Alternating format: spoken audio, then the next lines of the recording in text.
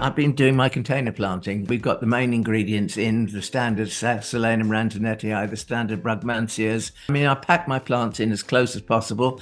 Everybody says that you plant far too closely, but the good thing about that is it looks right from the very beginning and then just gets better.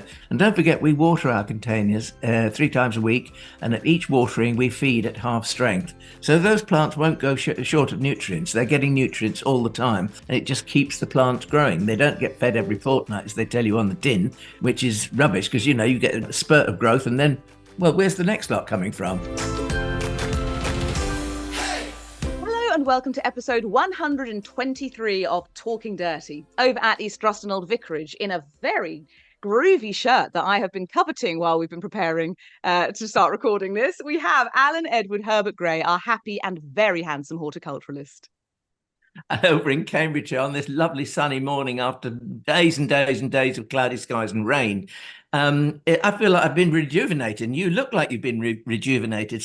Thordis Maria Sophia Fredrickson. I never know whether I got those names in the right order, but you've still got 4 names, so that's wonderful. How are you? I don't even know anymore. I'm very, very well. Wearing some new dungarees, which are extremely floral, very 70s. It's like we got the 70s memo. Joining us back, we always say this, long overdue. It's very hard to pin down some of these planty people who are so busy, but Steve Paul Edney of the No Name Nursery, who, if you're watching the video version, in one of the polytunnels, absolute array of plants stretching for meters behind you. How on earth are you, Steve? I'm brilliant. God, it's the summer. It's wonderful. It's an exciting time to be a gardener. The summer, isn't it? Everything's happening. Okay, yeah. We might get a bit tired. I obviously didn't get the memo. I'm just wearing a really boring work shirt, but then I know later on, as well as the glamorous plant work, I've got to mow and strim, and I'll have my arm right up to my shoulder in the back of a mower, trying to unplug some shoot, without a doubt. Well, do you know what? This is, by the by, but the other day, one of the baby classes I go to in the village is right next to the allotment. So I went in some slightly smarter clothes, took my sort of grotty allotment trousers in the bottom of the buggy, had a quick change and nipped round there to try and do some weeding when the baby slept after the class. And it actually worked. I couldn't believe it. Best laid plans actually came together. So I'm all for kind of grotty clothes if I'm going to be up to my, what am I trying to say? Up to my shoulders in the undergrowth. I know what you're trying to say, and you avoided it very well. Now, Steve, have you recovered yet from the Chelsea Flower Show and your exploits there? No, not really. Honestly, it is exhausting, and I came off the back of Chelsea with not a single spare moment, and straight back into the nursery. There's not a moment to spare really at this time of year. So, and the timetable is so full. The diary, because I'm a really visual learner, visually driven like a lot of gardeners, which, I'm a gardening magpie, just following the next lovely thing. But my diary, you open up, it's all color coordinated, and it looks like a Technicolor Dreamcoat. It looks like your dungarees. So a Technicolor Dreamcoat, which basically includes no time for sleep. And didn't you get ill after Chelsea as well? You almost can't avoid it, I guess. When you've got 19,000 people every day coming into the marquee, you're doing a lot of talking, and people are doing a lot of talking to you. Yeah, we came off the back, and we had both of us got COVID. So I had one day where I was feeling thoroughly miserable for myself and very sorry for myself. And then that was it. I was like, no, I haven't got time to feel sorry for myself. Just get on with it.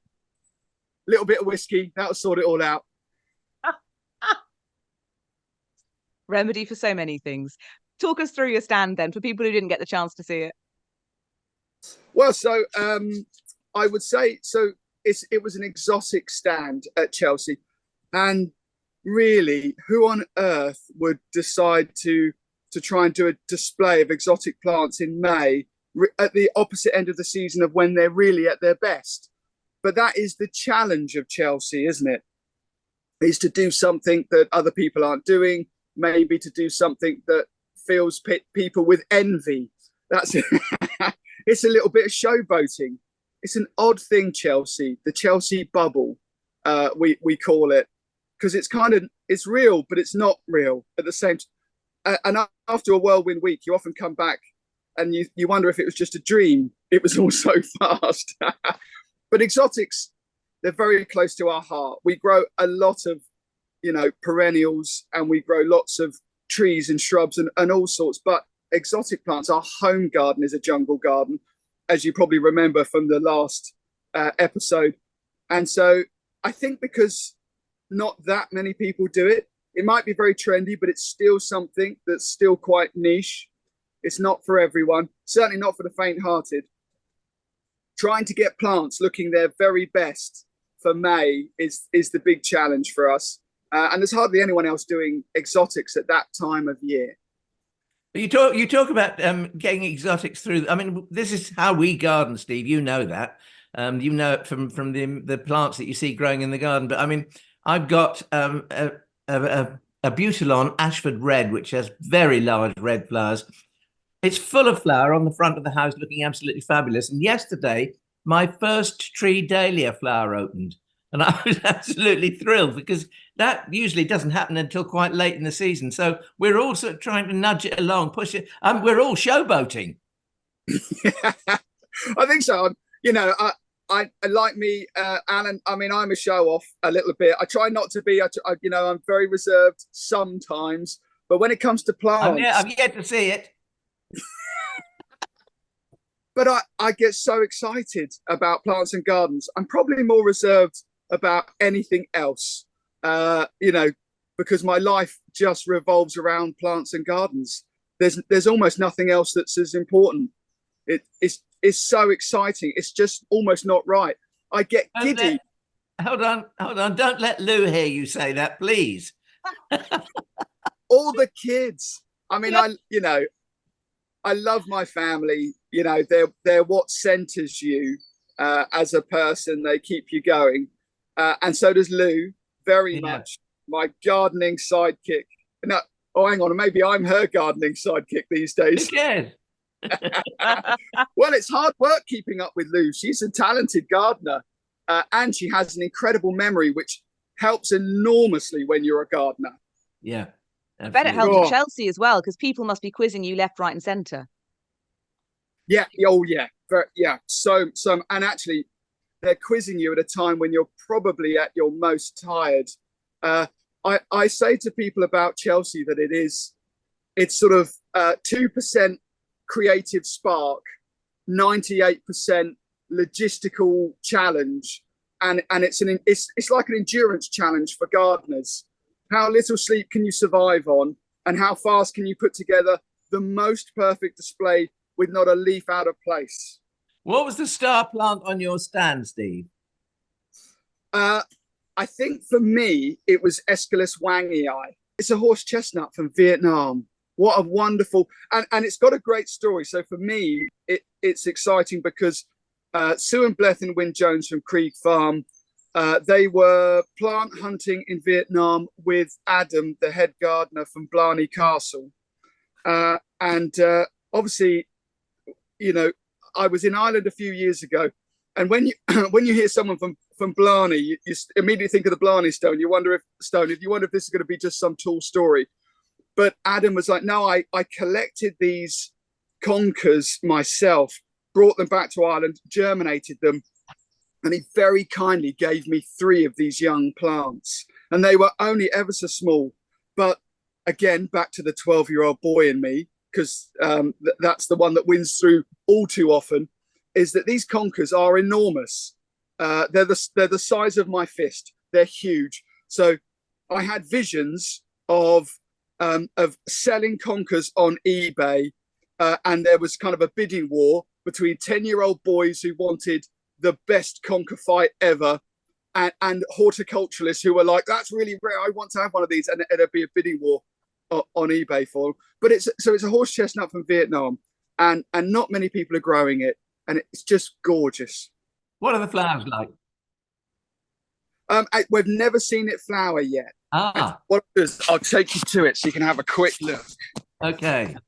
We're heading out into the plants. I mean, while you walk, for our listeners who are always, there is I think, a concern about plant material moving around the world. We should say that whenever we are talking to people about bringing seeds back, they are officially allowed to. This is all extremely careful and quarantined, and there is no concern around spreading stuff around the world. I would be right in saying that, Steve. I think you'd agree.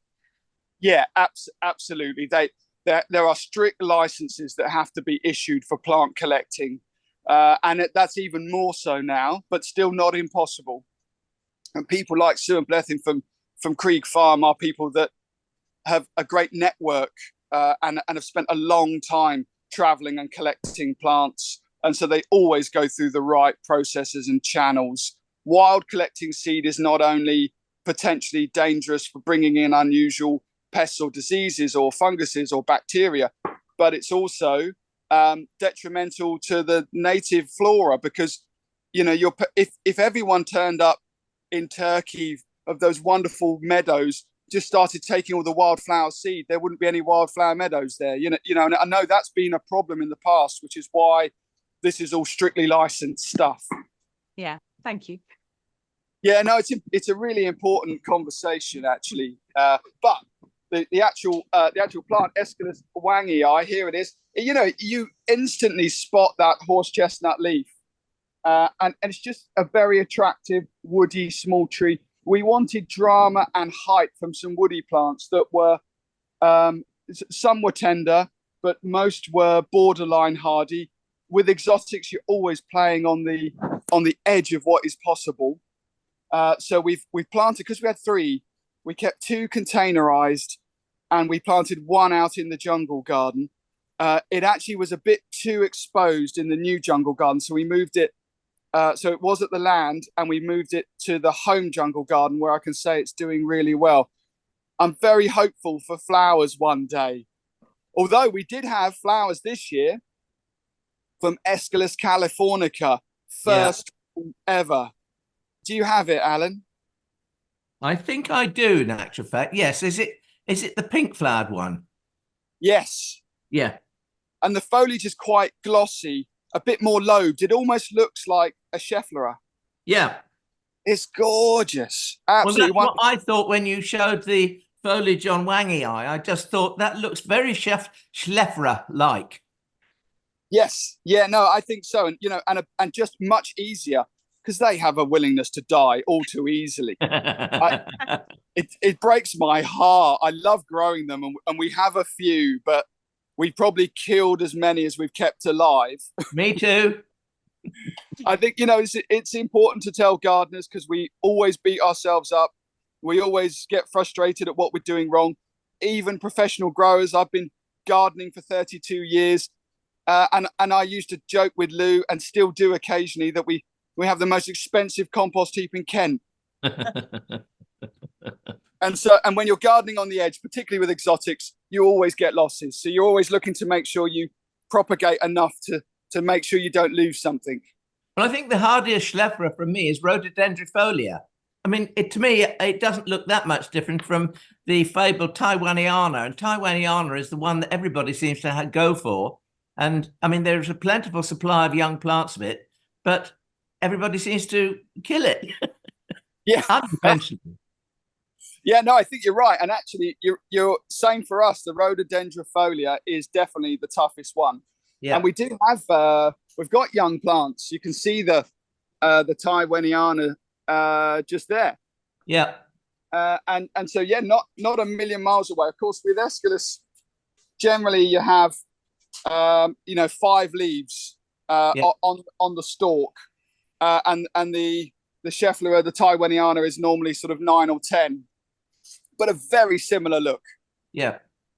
But really woody. When you get into the trunk, you can see how woody the main trunk is, all the way down to so it really is a seriously woody plant. Well, there's every chance, Steve, that will get hardier as it gets older, when the cadmium layer under the bark layer gets thicker. Yeah, you're reading my mind. That's exactly what we were hoping, which is why we were growing a couple containerized, and we were sort of hoping oh well, when they get really big, we'll just plant them out. When they're kind of 3 meters and they can't stay in a tunnel any longer, they're just going to have to take a chance. Yeah. So that was your star plant. Were the general public pointing to that one, or were they drawn to something else? Yeah, I think what they were most drawn to was the tender tree, the only tender woody plant, which was the Brachychiton. I don't know what, well, I tell you, it was a seed from Foliage. I may not quite be pronouncing that correctly because I'm often a little loose with my Latin. I have to double check. When I was at college at Merris Wood, it's okay to mispronounce something, I think, as long as you can spell it. And my lecturers would give us a mark out of 10 in our idents for each plant. And for every incorrect spelling mistake in the Latin name, you had to knock 1 point off. So you might know the plant, you might know all about it, you might even know how to say it correctly. If you misspell loads of letters in the name, a really long name, for instance, you might only score 4 or 5 out of 10. So getting the correct spelling was something they really drummed into us. We're doing so better I've always than got me. my, yeah, I always have my notebook and a pen, so because my memory is never as good as I think it is, and I always try and make sure I get correct spellings of things. Otherwise, often as well, if you've got a nursery and you incorrectly spell something and then send that out into the world, oh, it can upset people. Yeah, And rightly so, I think, too. yeah. Yes, quite right. You've got to get things right. Yeah. We've been So the Brachychiton. We've been making this podcast for years now. You'd think by now I'd have learned a few more of the spellings, but I'm still working on it. back to the tree. Well, it was a seedling from Foliage, but it had really long lineated leaves. Hang on, we're going on another walk then. It's over here. I have to say, when we go on these lovely exploratory walks, I just want to keep saying, stop. So this is the tree here, and it's a woody. We've got a clear stem to about 1.5 meters, and it branches at just over a meter into a twin stem. And then, if we can get in close, the leaves are really lineated, and that's really unusual for this species. So I didn't actually put a species name on it at Chelsea because I was too nervous, because it was just a single seedling that was different to all the others. Normally they're quite palmate and just slightly lobed at the edges. Wow. But there's quite a lot of pressure for this to stay alive then. Oh yeah, I know. And well, the real pressure for me is to work out how to propagate it now, because I've never propagated them, and I'm not sure it'll ever flower and produce seed. I mean, I'm hopeful. I don't know enough about them, if I'm honest. A bit back to this gardening magpie thing. You see something, you don't know anything about it, but you want it, and that's it's the great joy of gardening, is you're always learning stuff, no matter what your experience is and your level of gardening. So trees like this, for me, trying to work out maybe how to vegetatively propagate it, that's the next. After this program, I think there's going to be a waiting list for when you discover it, because at the very beginning of you sitting in the tunnel here, it was when we came to look at the Aesculus, and my eye went to the Brachychiton, and first of all to the Musa there, but then to Brachychiton, and I just thought, what lovely contrasting light, airy foliage.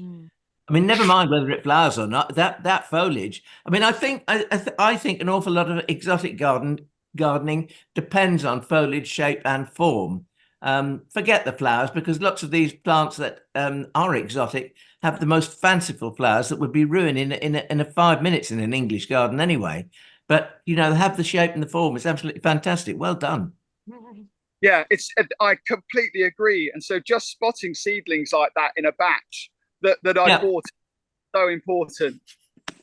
And it's taken years. That's the other thing that people don't realize about Chelsea. For some people, their plants grow quite quickly, and within a couple of years they can take things to Chelsea. things like the Aesculus wangii, things like the Brachychiton, they're about 7 years old before they can go. So there's a huge commitment thinking, well, I'm going to grow this as a specimen. Yes, I'm going to love it and enjoy it and use it in my garden.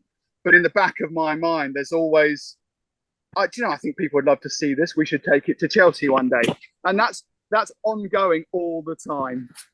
Yeah. And actually, as you said, the general public immediately could tell that was something special. What were the other things that you were really pleased to have on your display? Because, it's May, it's Chelsea, they wouldn't normally be there. Begonias. Begonia Schefflera. This lovely begonia here. And I did see that over your shoulder earlier. I've been wondering what that marvelous thing was.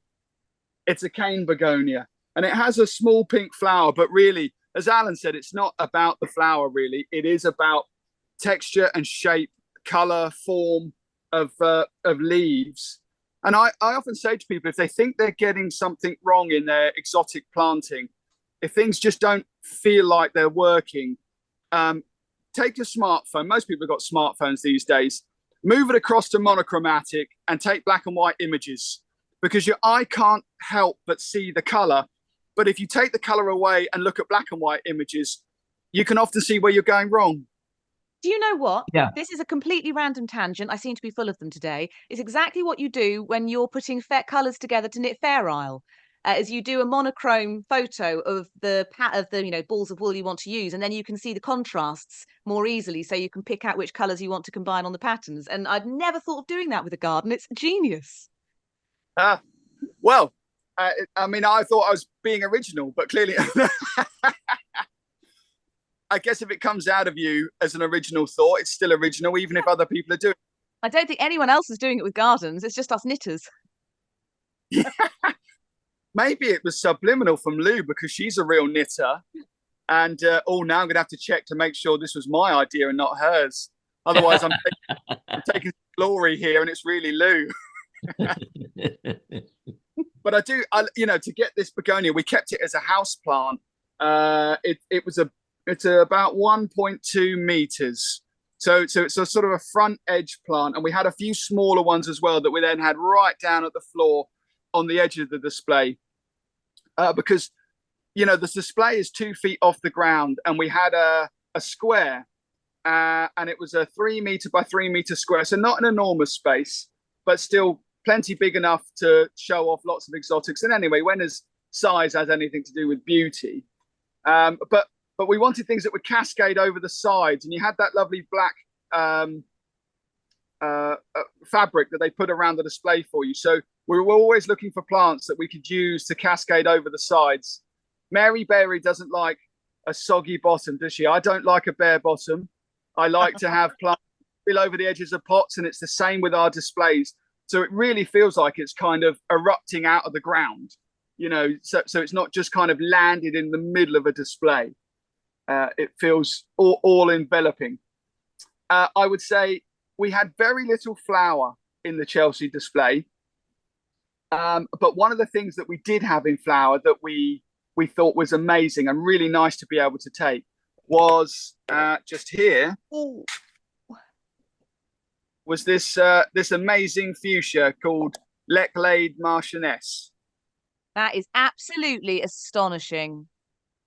Those gorgeous flowers. I mean, they are wonderful. And I daren't say, somebody described them to me as brick red. That is not a colour I fancy. So I'm going to go with an orangey red. Yeah, they've got like a little bit of salmon on the screen anyway, like a little sort of really bright salmony red. Yeah, they have, particularly the petals that are coming out with the anther, which is a slightly more salmon red than the tube that connects to the leaf and the stalk. So there's a sort of two-tone there. But one of the things that was exciting for me was this is a Kent-bred fuchsia, but it's a species hybrid. And what I realized is, because for years anyone asked me about fuchsias and I'd just say, well, burn them. They're horrid. Don't grow them. I just hated them. And then I realized that actually that's a mistake. It's not fair on an entire genus of plants. When you look at the species plants and the wild ancestors, and maybe a little bit of cultivation, but not too heavy. I mean, it has that kind of species magic about it, I think, and those leaves to go along with the pendulous clusters of those tubular flowers. Then they are so well offset by these big luscious leaves. And having it in an unheated tunnel, and actually, we were very lucky. Although you could argue that the light levels have been quite dull and suppressed, but we haven't had those late frosts, so it didn't check it. So we didn't have to have any supplementary heating this spring in order to bring things on. And actually, it was quite steady growth. And lots of exotics don't like blistering sunshine, as you can see from above where we've got the shade netting up to stop them from getting scorched or taking on a color that we don't want them to keep the leaf color nice and rich. So sometimes in the spring, when we do have high light levels and cold nights and warm days, it can play havoc with preparations for Chelsea with exotics. That is wonderful. What's your spotty leaf next to the fuchsia? Farfugium. Yeah. Isn't that amazing? Aureomaculatum. This was one of our stars. I would probably say in the sort of herbaceous undershrub, under the planting, under shrubs and trees, this was the most asked about plant. From the woodlands of Japan.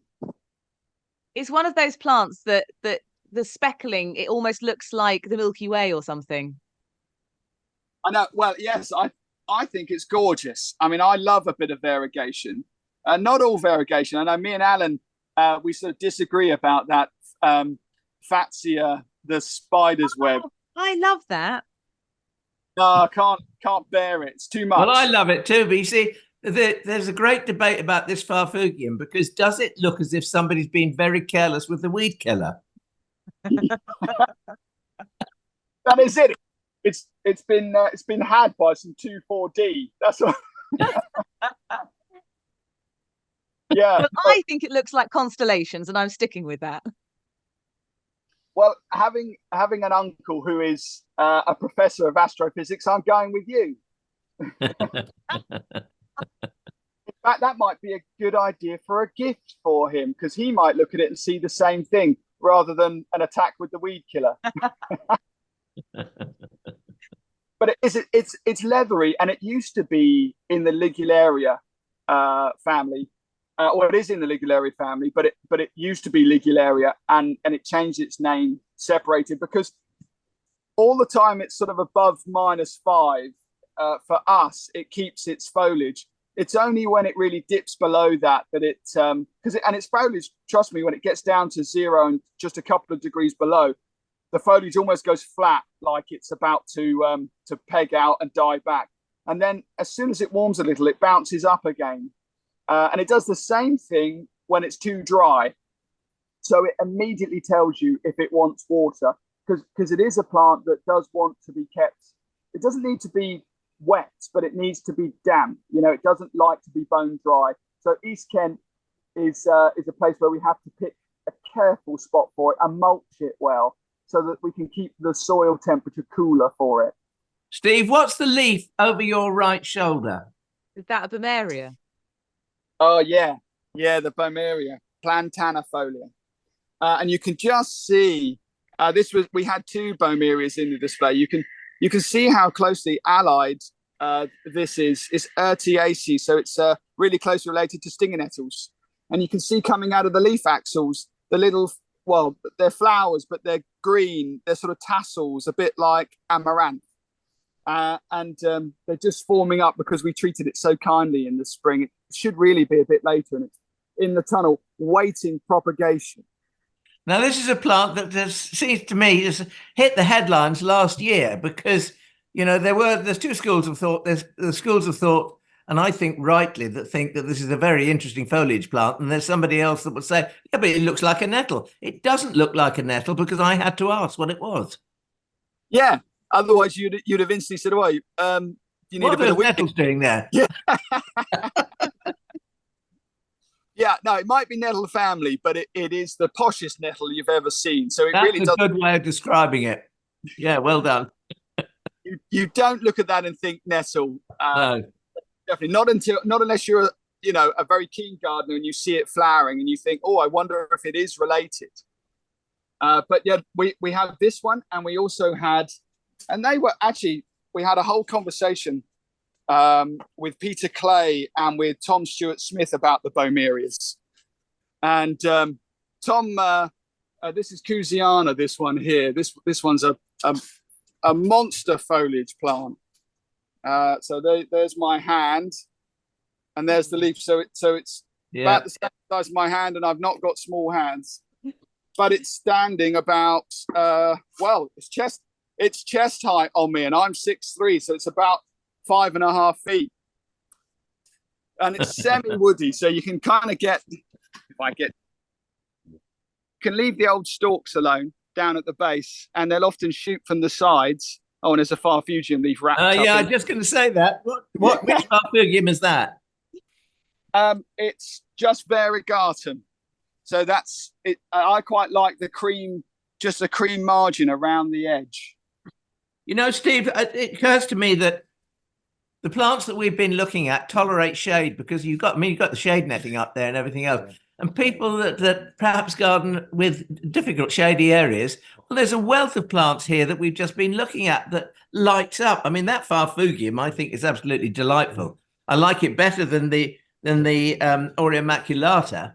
But I think, that both of those deserve a space in my garden. I haven't got either. Oh, I have to make sure they come your way. When are you doing mail order, Steve? Oh, do you know, I'm not sure we're going to do mail order. I'm worried about spending my life packing boxes. and I never want to be at the point as a nurseryman and selling plants where people can't directly speak to me about plants. I know we're meant to be chasing money, and we do, as in we want to make a living, but I never want to be beyond that point where other people are doing too much for me. A small team, I keep in my mind all the time, growth for the sake of growth is the ideology of a cancer cell. And so it doesn't necessarily represent success. So we're going to keep the nursery specialist as small. And if we ever do mail order, it will only be in the wintertime. Well done. Well said. And that way we get to have more fun with the plants, because that's what gets me out of bed in the morning. But it's interesting you mentioned that Farfugium. I'm always looking for good associations, and so I thought I'd just mention this Fatsia. This was in the display. Ooh. And this is just Fatsia japonica variegatum, and I just think that the variegation from that Farfugium and this Fatsia, they're a similar kind of colouring, and also with the margins at the edge rather than spotting. So in the display, we wanted to create associations between different plants that would grow in similar conditions. So this is all of the sort of understory planting. And then that's why we had the Aesculus and the Brachychiton and other things above, other larger shrubs, to make it feel like it had an upper canopy, so that everything below it felt like it belonged in a sort of shady position, as you said. And you're right, Alan. I think lots of people think shade is a really difficult thing to grow in, and particularly dry shade. But lots of exotics actually are really at home in shady positions. They don't want the sun. No, quite. I really want that Fatsia. I think that's fabulous. Isn't it gorgeous? Look at that. Oh, I think I prefer, this is probably my favorite Fatsia. Today, that's I do like the green fingers, or the polycarpa. Yeah. And I'm very lucky to have got my hands on an actual cutting of Edward Needham's original plant from the garden, because I know they're all micro propped now, and I'm not sure there is much of a difference, but it's just nice to have that provenance, something, and a story that connects it to someone. Yeah. Oh yeah. That's one of the reasons. I mean, I know I harp on about Brian Ellis. I am slightly obsessed with Galanthoholic's Instagram, but it's one of the great things about his posts is so often he will be sharing the story behind the plant as well, either his specific link to it, it was given to me by, or just the history of the plant. And I think the more you get into gardening, the more those stories mean something to you. Yeah, but ultimately you realise that most gardening actually almost everything comes back to people. Yeah. And we're mad. We're all mad. It's just not a rational pastime. And we should have renamed it. Never mind talking dirty. Like, we're all mad. we're all absolutely bonkers. You found your people. Yeah, exactly. Hello. You look lovely. I love your shirt. Oh, thank you very much. That's marvellous. Hey, I might need to switch hang on. Can you hear me? I can. I can hear you. Oh, great. Fantastic. We can hear you. We can see. Alan is not ignoring you, by the way. He's apparently doing some numbers on something. So I'm just pricing up some plants. Thank you so much. It's a busy time of year. Hi, Alan. Well, you've got to have a price on things, Steve. Otherwise, you can't sell them and you can't earn. What was the star plant on your stand, Steve? I think for me, it was Aesculus wangii. I'm obviously a 12-year-old boy. I quite like, it's a slang word for something.